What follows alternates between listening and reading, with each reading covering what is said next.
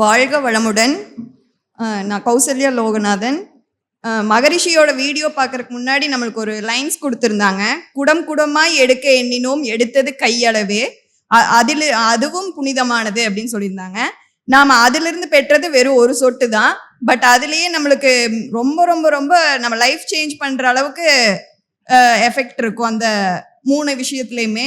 நாங்கள் எப்படி வந்தோம் அப்படின்னா, நானும் என் கணவரும் சரி கேரியரில் ஓரளவுக்கு செட்டில் ஆகிட்டோம், அடுத்தது நம்ம இன்னைக்கு கொஞ்சம் நம்ம லைஃப் ஸ்டைல் சேஞ்ச் பண்ணணும் அப்படின்னு சொல்லிட்டு நாங்களும் எல்லாத்துக்கு மாதிரி தான் யூடியூப் பார்த்தோம்.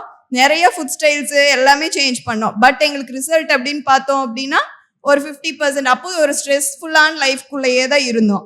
நெக்ஸ்ட்டு வேற என்ன அப்படின்னு ஒரு கேள்வியில் எங்களுக்கு கிடைச்ச விடை தான் இங்கே வேதாத்ரி மகரிஷியோட மனவளக்கலை கிடைச்சிது. அதுவும் நாங்கள் ரொம்ப நாள் ஒரு 6 மந்த்ஸாக பிளான் பண்ணியிருப்போம். மறுபடியும் சரி போகலான்னு ஒரு 1/2 hourல எடுத்த டெசிஷன் தான்.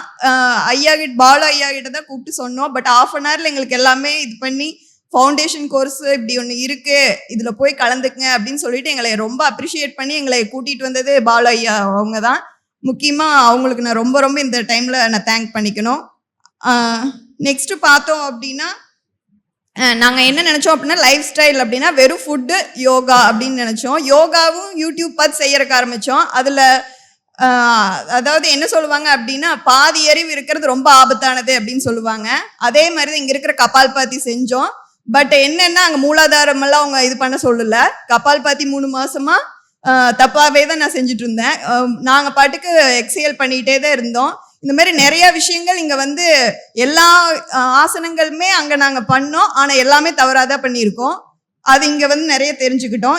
மறுபடியும் இது அதுக்கப்புறம் தான் தெரிஞ்சு இங்கே மனம் உயிர் இந்த 2ஐயும் நம்ம கரெக்ட் பண்ணணும், அப்போ தான் நம்ம லைஃப் கரெக்டாக இருக்கும் அப்படின்னு தெரிஞ்சு. உடற்பயிற்சி ஓகே, எங்களுக்கு எக்ஸ்பீரியன்ஸ் இருக்குது. எங்களுக்கு உண்மையாலுமே ரொம்ப கடினமாக இல்லை, ரொம்ப ஈஸியாக செஞ்சிட்டோம். அடுத்தது காயக்கல்பம், அதுவும் ஓகே, எங்களுக்கு ரொம்ப சிறப்பாக இருந்துச்சு. அடுத்தது வந்து எங்களுக்கு மறுபடியும் நின்று தவம். அதில் சொல்ல போனால் உண்மையே எனக்கு ஒரு 2 minutes கூட என்னால் கான்சென்ட்ரேட் பண்ணவே முடியாது. அப்போதான் நான் தெரிஞ்சு நமக்காகவே நான் வாழலை. உடனே எல்லாத்தோட திங்கிங், மற்ற சம்மந்தம் இல்லாத எல்லா விஷயங்களும் என் கண்ணுக்குள்ளே வந்து போகும்.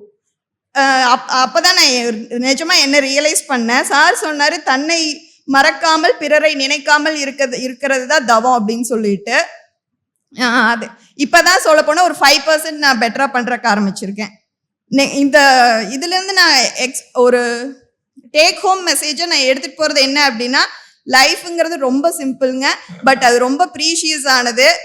நம்மளோட லைஃப்பை வாழணும். நான் அப்படி இது நாள் வரைக்கும் இல்லை.